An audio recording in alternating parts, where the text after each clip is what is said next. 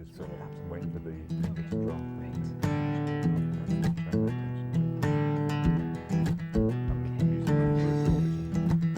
Oh, that feels good. Hi, my name is Sigal Shoham, and this is Conflict Hotline. What you say next can change the world. And I'm Newt Bailey. Sigal and I will be co-hosting the show today. Mickey Cashtan's away traveling this month. We have a couple of people in the studio with us, Mark Scruggs from San Francisco and Phoenix Soleil from Oakland. Together, we're going to work on situations or conflicts and play them out here in the studio. Here's an example of a situation we might use. Hey Mark, how's it going? Hey Newt, how are you doing? I'm good. I'm glad that I've run into you actually because I've been doing these financial management classes in Oakland. Yeah, how's it going? Well, it's going well, but I'm only getting white people to come to the classes, right? And so I thought you could give me some advice on how to get more African Americans to come. You're kidding me, Newt. No, what I do is really good, really important for the whole community, so I don't... Yeah, I agree. But why are you coming to me for advice about African Americans? When you went to Lafayette, you didn't come to me. Well, I mean, isn't it obvious? No. What is it? Okay, so does this look familiar? There's a situation here when they're trying to have a conversation, tensions are escalating. In a moment, we're going to work with the situation and show how we can bring about a greater connection and a sense of mutual understanding between them. Hopefully have the conversation go a little bit smoother. This is a call-in program about the common challenges that we all face in our relationships, at home and in the world. We're an all-volunteer effort with no budget. We're all affiliated with Bay Area Nonviolent Communication. You can call us from anywhere in the world at 510-433-0700 with any conflict you have in your life. The conflicts might be situations A challenge in your love life. Or maybe a conflict you're having with your parents or your kids. Could be maybe some tension in your community or a problem with one of your friends. You might have a conflict with one of your housemates, or the conflict might be internal, something between two sides of yourself. Or it could be with your boss or a coworker. Now let's see what happens when we bring some consciousness and skills to the situation we just looked at. So Mark, what you say next can change the world. I can't believe you're asking me that. I can't believe that you can't believe that I'm asking you that. Look, I've gone to the best schools. I do a good job here, and the only thing you want to question me about is the African American community and how you can get them in your classes?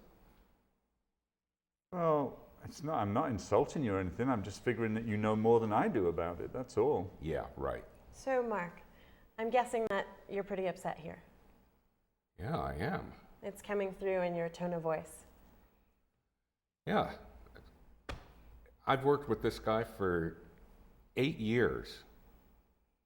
This isn't the first time he's asked me this, but God, it doesn't make sense. Yeah. He never asks for my help in any other area of our work. Yeah. So is it that you really want to be seen?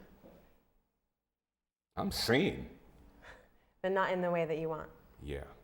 Yeah. So what is it that you might say to him that might get that across? Don't bother me. Okay.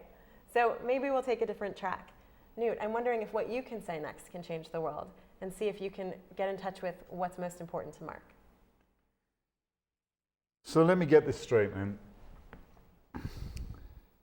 If I ask you for help with something related to the African American community, then you feel offended in some way.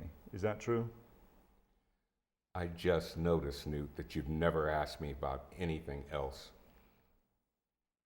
You don't ask me about all of the other aspects of our job.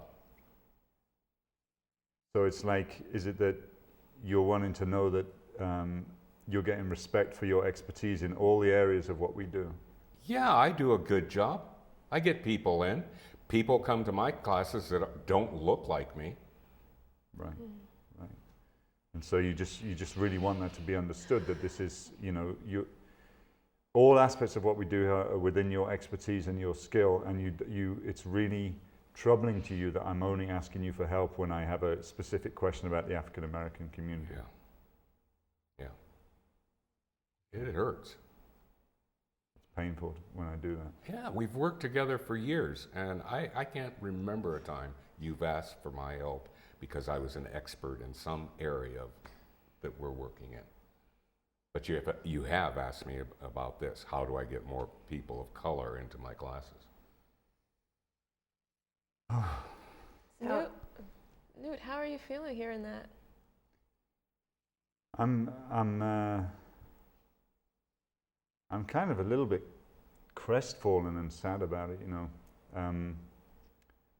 because something about wanting to be conscious of how I'm interacting with other people, and I'm just so shocked that I didn't notice myself doing this, and wanting to show my respect and my acknowledgement of Mark's skills, and to have a sort of comradeship in what we do. So just kind of shocked, a little bit shocked. And I'm curious, Mark, how were you feeling when Newt was connecting with your experience? Yeah, I feel a little different. I still feel, I think he might be starting to get it.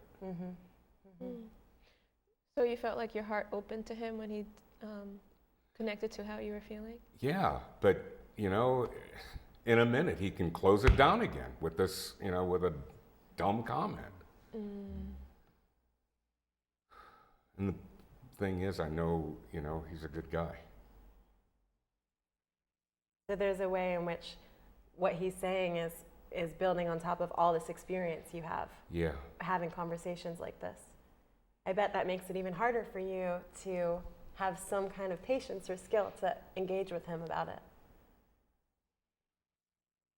When I hear that, I realize that it really doesn't have much to do with them.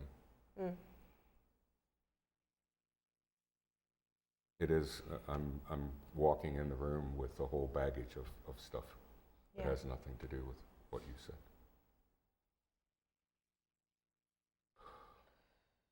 So I'm curious, given that, if you want to practice what you might say next with having that realization. Yeah.